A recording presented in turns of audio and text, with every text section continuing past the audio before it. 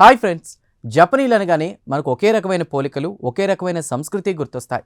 కానీ జపనీలు అసలు ఎవరు అనేటువంటి 100 ఏళ్ల నాటి ప్రశ్నకు డిఎన్ఏ సైన్స్ ఇప్పుడు ఒక మైండ్ బ్లాకింగ్ సమాధానం చెప్పింది.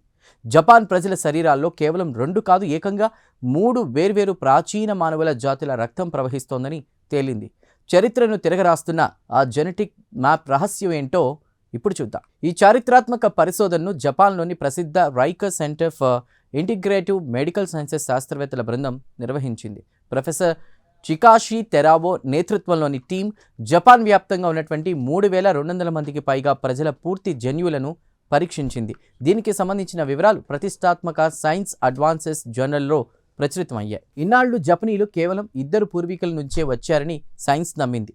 ఇందులో ఒకటి 1000 ఏళ్లుగా అక్కడే బతికిన జోమాన్ వేటగాళ్ళు, రెండోది చైనా నుంచి వచ్చిన రైతులు. కానీ ఈ కొత్త పరిశోధనలో ఈశాన్య ఆసియాకు చెందినటువంటి ఎమిషి అనే ఒక అరుదైన 3వ జాతి పూర్వీకుల ఆనవాళ్లు బయటపడ్డాయి. ఈ 3 భిన్నమైన సంస్కృతుల కలయికే నేటి ఆధునిక జపనీస్ నాగరికత.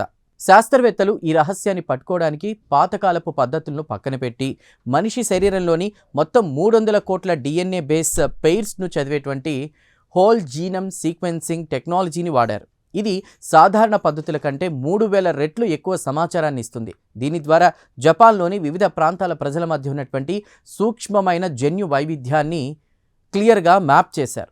ఈ పరిశోధనలో మరో వింత నిజం బయటపడింది.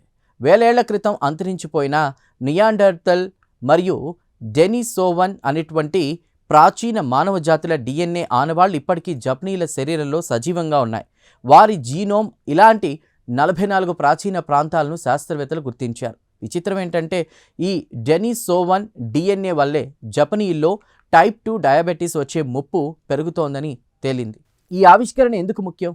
ఇన్నాళ్ళు ప్రపంచంలోని మెడికల్ డేటా అంతా యూరోపియన్ల డిఎన్ఏ ఆధారంగానే ఉండేది. కానీ జపనీస్ శాస్త్రవేత్తలు సృష్టించిన ఈ జీవెల్ అనేటువంటి సరికొత్త జన్యు లైబ్రరీ వల్ల జపనీయులకు మాత్రమే వచ్చే గుండె జబ్బులు, కిడ్నీ ఫెయిల్యూర్, అలాగే ప్రొస్టేట్ క్యాన్సర్ వంటి రోగాలకు వారి జన్యువులకు తగినట్లుగా ప్రత్యేకమైన చికిత్సలను అందించవచ్చు. చూసారుగా, ఒకేలా కనిపించే జపాన్ ప్రజల వెనుక ఎంతటి సుదీర్ఘమైన వైవిధ్యమైన అంతర్జాతీయ వలసల చరిత్ర దాగి ఉందో. ఈ ప్రత్యేక కథనంపై మీ అభిప్రాయాలను కామెంట్ ద్వారా తెలపండి. వీడియో నచ్చితే లైక్ చేసి ఛానల్ను సబ్స్క్రైబ్ చేయండి. Thank you.